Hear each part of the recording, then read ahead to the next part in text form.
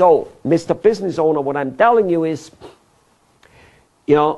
besides of growing and giving doable orders and training people, what you need to do is you need to be setting up a system so that people come and go. Let them come and go. I mentioned it before in this series. We change presidents every 4 years. We change CEOs of large companies every 2, 3, and 4 years, sometimes every couple months. Salespeople come and go in those large companies. So why the hell do you think that you need every employee to work there for many, many years? In fact, I also told you that, for instance, in a place like Hilton, if you do not get promoted every 2 to 3 years to a different hotel, a different position, totally out of where you were, which means a new person had to come into the new job. If you do not get promoted, you most likely get fired because you get stale. So you don't even want people to be all that long in your position. Remember when we talked about the salesperson and the marketing person and this customer service person and maybe even the bill collecting person being the same person? Yeah? You create this monster which cannot move around because he's doing everything. That's, by the way, what most of you business owners do. You have one or two, you yourself and maybe your son or somebody else, which they do everything. You do everything. And that's why you cannot be letting loose. It's an untrainable job for all the people. That's why Henry Ford created the conveyor belt, and he trained lots of people on one small job. And that was easy. It is easy to teach a guy to weld, but it's difficult to teach him how to weld and how to run a mill machine and how to do electrical work and how to plan and design a machine and all those type of things, how to work a lead, and it's very, very difficult. Impossible, in fact.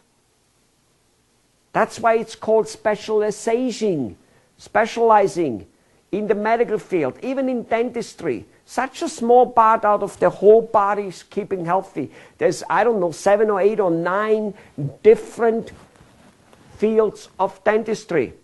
An endodontist, an orthodontist, a periodontist, a general dentist, a pediatrician for the children alone. I'm probably forgetting a bunch of that. An oral surgeon, okay? See my point? And that's just about a tooth. Wow. Ladies and gentlemen, so training people for one particular job rather than for many jobs as a package is already one of the big solutions so that people can come and go easy. You don't have to then create these monsters which, if they leave, they're dead. And you don't, after you do train them up for this monster job, they leave because they now get a better job somewhere else, and you just spend a half a year, 2 year, 3 year training them basically till they finally, pull their own weight, and then they leave. Almost understandable that they do, literally, but also your fault that you tried to train them for so many jobs, so it took so long, and they're now putting such a big hole in your organization again because they're leaving. If you would be just working them on one job and one job, all of a sudden you'll be not missing them so much because it's so much easier to replace those people. Anyway, there's some ways on how to do that, and with some of our consulting, we obviously will guide you towards that. Now you might say, my God, but if I have to hire so many people, they cost me so much money.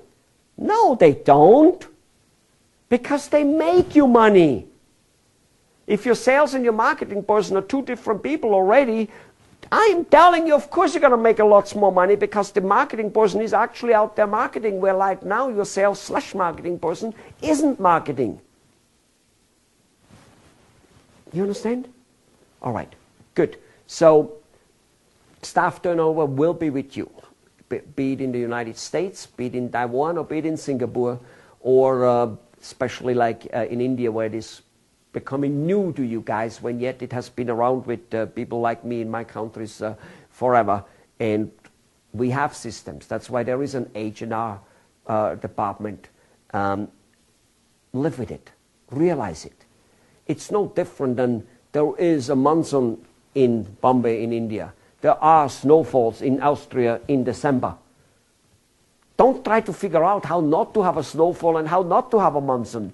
Just buy yourself different and better clothes. Build your houses to withstand it. Yeah? Do you think my father is super happy that he has to build a snow wall and that he has to put a roof up there which holds storms and which holds 5 meters of snow coming on the house?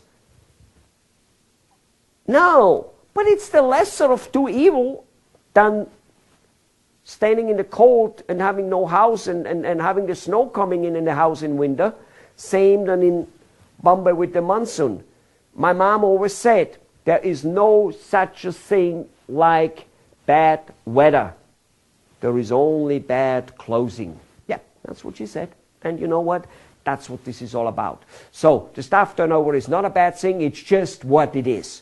Just like some people ask me when I'm down in India, they say, oh, why do you come down here? I used to live there for 2 years in 1995 and 96. And people would say, why do you come down here? You have it so nice in the United States. People in the United States would tell me, why do you go down there to this, whatever, dirty, bad country and cannot even eat beef and stuff like that and blah, blah, blah. You know, it's so much better over there and it's so much worse over there. Depends where you were. And my answer back then was always this. It's not better, it's not worse, but it is different. Just live with being different. Different is good. Different doesn't make it better or worse. It's just different. My wife is different than yours. That doesn't make my wife better than yours. Just different. Realize that, live with it. So, you are having in India a different set of rules of how people will work for you. First of all, grow your company so that you can offer opportunities to your company the way Reliance and Data can. And that holds true for every American small and medium-sized business also. And number two, do not look at it with disgust that you have to be spending money on staff training and staff turnover. It's part of you making millions of dollars if you do it right. Do you understand? This is just what it is. It's part of the pain, no different than for an Olympic guy. It's part of the pain to overcome the problems which are there to become an Olympian and to become a medal winner. Okay? And if there would be no problems, it wouldn't be such a big glory. The result, the return, the rewards wouldn't be so big without some problems. Yeah? People always want to invest without risk and make millions. It doesn't work, except for here and there, that lucky little guy who by accident invested $50 and made millions because of whatever.